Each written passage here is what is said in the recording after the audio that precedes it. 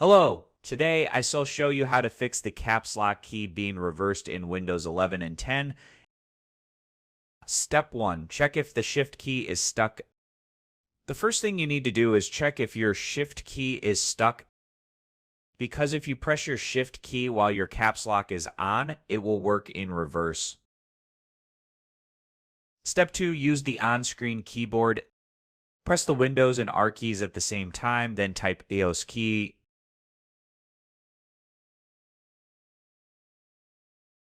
This will highlight the key that you press. If the shift key is already highlighted, that means it's stuck.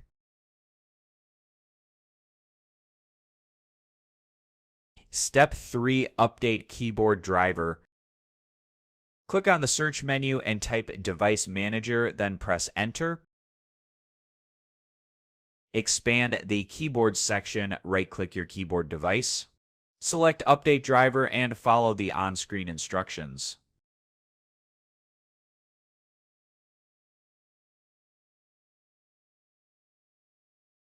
Step 4. Disable filter keys via search.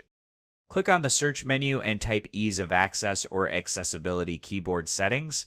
Select the corresponding settings option from the results.